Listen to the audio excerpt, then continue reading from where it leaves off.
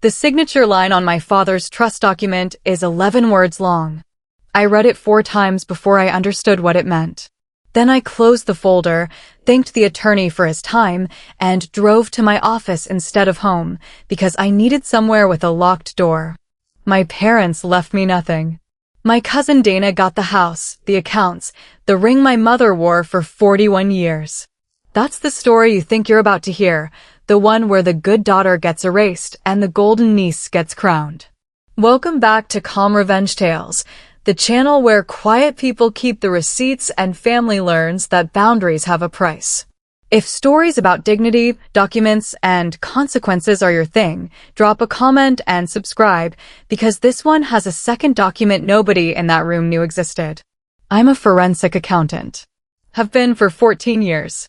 My job is to find the money that isn't where it's supposed to be, the number that doesn't reconcile, the transfer dated 3 days before a divorce filing, the invoice that was never for what it claimed. People hire me when they already suspect the truth and need someone with credentials to say it out loud. I don't chase feelings. I chase paper trails. Paper doesn't lie, even when people do. My mother used to say I came out of the womb double-checking the delivery room's math. She wasn't wrong. By 8, I was reconciling my own piggy bank against a ledger I kept in a spiral notebook because I liked knowing that what I thought I had matched what I actually had. My father called it my quiet superpower. He never once made it sound like a flaw. That house, the one that would later sit on a single line of a trust document, was where I learned to be exact. Sunday dinners at 6 sharp. A cabinet in the hallway where my mother filed every warranty, every insurance card, every important letter in a labeled folder, because she believed disorganization was a kind of disrespect to the people who'd have to clean up after you one day. I inherited that instinct before I inherited anything else. My husband, Theo, used to tease that our wedding registry had more filing supplies than kitchenware. He wasn't entirely wrong there either. We built a small, steady life, a 2-bedroom colonial an hour from my parents, a dog named Ledger, which he thought was funnier than I did. 14 years married, and not one of them spent wondering whether he'd show up. That kind of certainty, once you've had it, becomes the baseline you measure everything else against. The family I came from ran on a different kind of arithmetic, one I didn't fully see until I was old enough to audit it. My mother had 1 sibling, my Aunt Carol, and Carol had 1 daughter, Dana. Dana was 3 years younger than me, effortlessly charming in the way some people are handed charm instead of having to build it, and from the time we were children, she was the one my grandmother called the light of the family. I was the one my grandmother called so responsible. Responsible meant I drove 2 hours each way every other weekend for 11 years to help my parents after my father's first stroke. Responsible meant I paid for the ramp on the porch, the home health aides overtime, 3 years of my mother's medication before her Medicare kicked in properly. Responsible meant nobody asked if I could afford it, because I never said I couldn't, and somewhere along the way, she can handle it became the family's operating assumption about me. The way she needs help was theirs about Dana. I didn't do the math on what I'd given until much later. That's the thing about the arithmetic families run on the people who show up. It's designed never to be added up out loud. My parents died 11 weeks apart. My father first, in March, his heart giving out the way the doctors had warned us it eventually would. My mother in May, and the cause of death on the certificate said cardiac arrest, but everyone who knew her called it something else. A broken heart is not a diagnosis, but it's also not wrong. I handled both funerals. I chose the caskets, wrote both obituaries, hosted the receptions in the house I'd grown up in, and stood at the door for 6 hours each time accepting condolences from people who told me how strong I was being, as if strength were a compliment and not a job description nobody had asked me to accept. 3 weeks after my mother's service, Aunt Carol called to say the family attorney, a man named Harold Weiss who had handled my parents' affairs for over 20 years, wanted to schedule the reading of the will. She said it lightly, the way you'd mention a dentist appointment. I remember standing in my kitchen with the phone against my ear, looking at the calendar on my refrigerator, and feeling something settle into place that I couldn't yet name. I wrote the date down in pen. The morning of the reading, I brought a legal pad because that's what I do, I document. Old habit, professional reflex. I didn't know yet that the habit would matter more than I could have guessed. Harold Weiss's office smelled like the same cedar polish it always had. Aunt Carol sat beside Dana. Dana wore sunglasses pushed up into her hair, like she'd come from somewhere more important, and she was scrolling her phone until Harold cleared his throat. He read it plainly, the way attorneys do, no drama, just clauses. The house on Maple Hollow Road, to Dana Whitfield. The investment accounts, totaling just under $600,000, to Dana Whitfield. My mother's wedding ring and her mother's pearl set, to Dana Whitfield. My father's truck, the one he'd restored over 11 summers, to Dana Whitfield. To me, one line. To my daughter, Mara, I leave my love and the knowledge that she has always known what mattered most. No dollar figure attached to it. Just a sentence, the kind you'd put on a greeting card. I didn't gasp.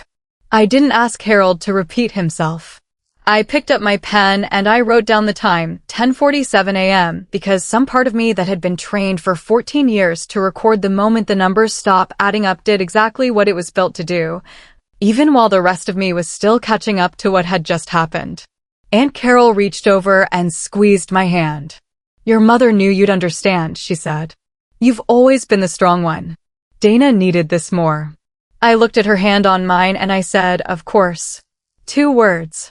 That's all I gave the room that day. Dana didn't wait for the meeting to end before she started talking about paint colors for the guest bedroom. I drove to my office afterward instead of home. I sat at my desk with the door locked and I opened a blank spreadsheet because that is the only language grief has ever let me speak fluently, and I started listing every dollar I'd put into that house, that ramp, those medications, over 11 years. Not because I intended to send anyone an invoice. I told myself it was just so I'd know. Forensic accountants don't leave the numbers unexamined. Not even our own. The total came to just over $214,000. I saved the spreadsheet. I didn't show anyone. I closed my laptop and I sat with that number the way you sit with a bruise, pressing on it now and then just to confirm it's still there. That number, $214,000, is the one you should remember. It comes back twice more before the story is over. 6 weeks after the reading, Harold Weiss's office called and asked me to come in again. Alone this time.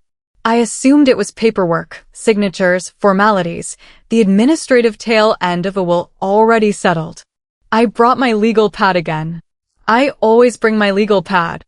Harold sat across from me with a second folder, one that hadn't been on the table at the first reading. He explained, in the careful tone attorneys use when they know a sentence is about to change someone's life, that my father had maintained a separate revocable trust, one funded entirely by a life insurance policy he'd taken out 31 years earlier, before Dana was even born, naming his daughter as sole beneficiary. It had never touched the estate. It had never been part of the will Harold read at that first meeting because it wasn't the will's to distribute. It was mine the moment my father signed it, decades before anyone in that family started keeping score. The policy had matured with accrued value.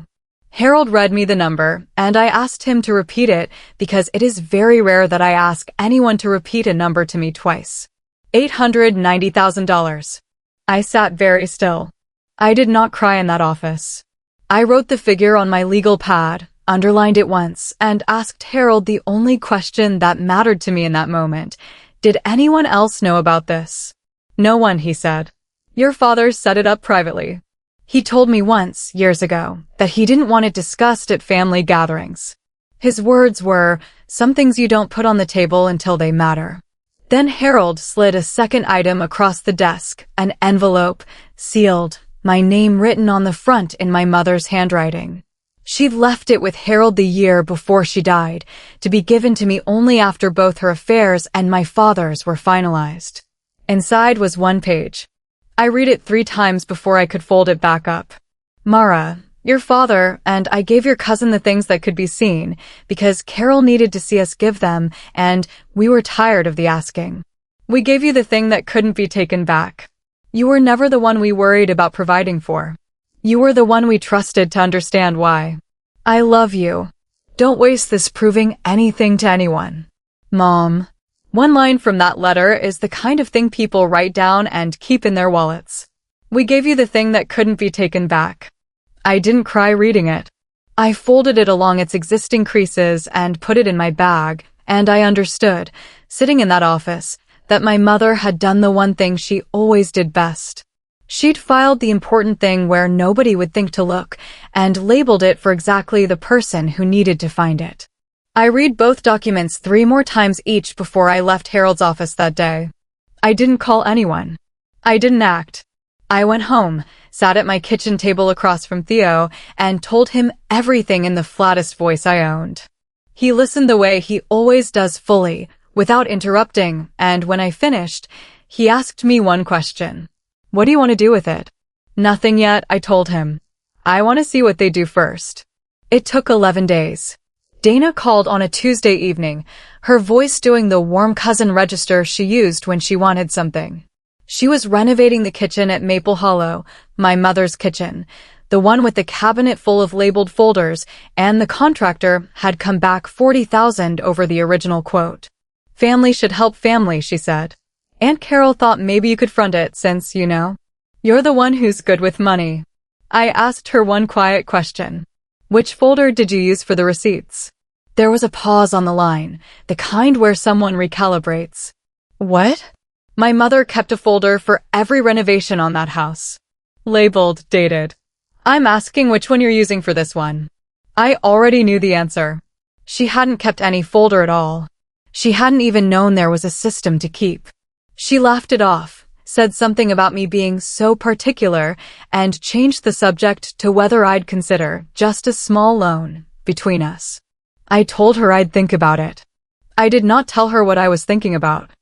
2 nights later, Aunt Carol came to my house unannounced, sitting in my kitchen with a cup of tea she didn't drink, talking about how my mother would have wanted the family to stay whole, how money shouldn't come between blood, how Dana was still finding her footing, and I'd always been the one who landed on her feet. She used the word family the way people use a coupon, expecting it to be worth something at checkout regardless of whether it had expired. I let her talk. I asked one question when she finished. Did my mother ever tell you what she thought I'd earned? Carol blinked. Earned? Mara, it was never about earning. Your parents they wanted to make sure Dana was taken care of. You never needed taking care of. I nodded once. I didn't correct her. I walked her to the door, and after it closed behind her, I called Harold Weiss and told him to send the letters. If you've ever watched people who couldn't spare one afternoon suddenly find all the time in the world when money enters the room, you already know exactly where this story is going. Stay with me, because the folder isn't even open yet. Aunt Carol organized what she called a family dinner 3 weeks later, technically to celebrate the kitchen renovation at Maple Hollow, though everyone in that family understood dinners were rarely just dinners. I was invited the way you invite someone you expect to say no. I said yes. I brought a folder. Manila, unlabeled on the outside, the way I always keep them before a client meeting where I don't yet know how much the other side already suspects. The house looked different with Dana's furniture in it, the same rooms, wearing someone else's choices. 20-some people were there, the extended family in full performance, and Dana stood at the head of the new kitchen island with a glass of wine, delivering what was unmistakably a toast disguised as gratitude. To new beginnings, she said, and to the people who understood that some of us just needed a real chance. She looked at me when she said it. Not unkindly. Just certain. Aunt Carol raised her glass too and added, loud enough for the room, and to Mara, for being gracious about all of it. I let the silence sit for exactly as long as it needed to. Then I asked for the floor. They gave it to me easily, I think, looking back, because they assumed I was about to make a gracious little speech to match the one they'd already written for me in their heads. I opened the folder. I want to talk about a number, I said. $214,000. That's what I put into this house and this family's care over 11 years, the ramp, the aid, the medications, the 2 funerals I paid for outright. I have every receipt. I brought them if anyone wants to see them tonight, though I suspect no one does. Nobody moved. I also want to talk about a different document. My father kept a trust separate from the estate this house came out of. It was funded before Dana was born. It was never part of what Harold read at that first meeting, because it was never his to distribute. It was already mine. I placed the second page on the counter, next to the wine Dana was still holding. $890,000. Matured. Mine, as of the day my father signed it 31 years ago. Aunt Carol's face did something I'd never seen it do before, the practiced warmth draining out of it in real time. That's not Mara. Why wouldn't your parents have told us that? Because my father told his attorney, in his own words, that some things you don't put on the table until they matter. I let that sit. It matters now. Dana set her glass down. So what? You've had this the whole time and you let us think. I let you show me what you'd do before you knew, I said. That was the point. The room did what rooms like that always do. First soft, a few uncomfortable laughs, someone saying surely this was a misunderstanding. Then emotional, Aunt Carol's voice cracking, insisting family doesn't do this to family. Then loud, Dana, finally, asking what kind of person keeps something like that quiet for 3 months, while her own cousin renovates a kitchen on borrowed money. Then something close to threatening, a cousin-in-law I barely knew muttering that I'd always thought I was better than everyone. Then, finally, silence, because there is only so long outrage can sustain itself against a woman who isn't raising her voice back. Each time it escalated, I answered quieter than the volume before it. That's not a technique. It's just how I've always worked. The angrier the room gets, the more clearly I need to hear myself think. I never once asked to be repaid for the $214,000, I told them. That was never a loan. That was a daughter taking care of her parents. But I will not be asked to also fund the family's idea of what I owe on top of it. That ledger is closed.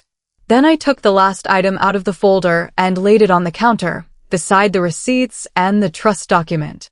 My mother's letter, still folded along its original creases. I didn't read the whole thing aloud. I read one line. We gave you the thing that couldn't be taken back. Nobody in that kitchen had a response to that. Not even Dana, whose eyes had gone glassy in a way that looked, for the first time all evening, like it might actually be grief instead of performance. My cousin's daughter, Priya, 19, quiet, the only one in that family who'd ever sent me a real condolence card instead of a group text, stepped forward and picked up the letter, read it herself, and looked at me for a long moment. I didn't know any of this, she said. I'm sorry. This isn't right. What happened to you? It didn't fix anything. It didn't need to. I nodded at her, and that was enough. I gathered my folder. At the door, I turned back once. Enjoy the kitchen, I said. I hope it holds up better than the story you were all telling yourselves. I drove home. I did not cry in the car either. I cried 3 days later, alone, in the garden my mother used to tend, and it had nothing to do with money by then. The practical resolution is simple, and I'll give it to you in plain numbers, the way I give everything to my clients. The $890,000 trust was never contestable. It had been outside the estate for 3 decades, airtight, exactly as my father intended. I did not pursue reimbursement for the $214,000. I chose that. Not because I forgave the arithmetic, but because pursuing it would have meant staying in a ledger I was finally allowed to close. Aunt Carol and I speak twice a year now at holidays, in the careful, distant way people speak when a bridge has been narrowed rather than burned. Dana kept the house. 6 months later, she and her husband refinanced it to cover the renovation debt themselves, without asking me again. I take no satisfaction in that. I also don't pretend I feel nothing about it. Priya and I have lunch every few months now. She's studying nursing, and she asked me once, gently, whether I thought her mother would ever really understand what she did. I told her some people never audit their own behavior. That's not a family problem. That's a character one.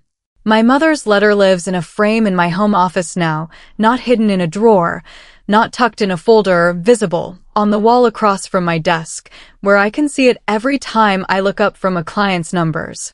It stopped being evidence the day I stopped needing it to be. Now it's just a letter from my mother. Here is the reframe, because I think it matters more than the number did. I didn't do any of this for revenge. Revenge would have meant fighting for the $214,000, dragging Dana through the accounting of every dollar, making her recite it back to me. I didn't want her recitation. I wanted my ledger to reflect the truth, once out loud, in a room that had spent years pretending the truth didn't exist. After that, I was done. Stopping payment on a debt you never agreed to carry isn't cruelty. It's just closing an account that should have been closed a long time ago. With part of the trust, I did the thing that had nothing to do with any of them. I set up a scholarship in my parents' names at the community college near Maple Hollow for adult students caring for a sick or aging parent while they finish their degree. The exact situation that put me 2 hours down the highway every other weekend for 11 years, except this time, someone would have helped doing it. I didn't tell the family. Priya found out on her own, months later, and asked if she could help me choose the first recipient. I said yes.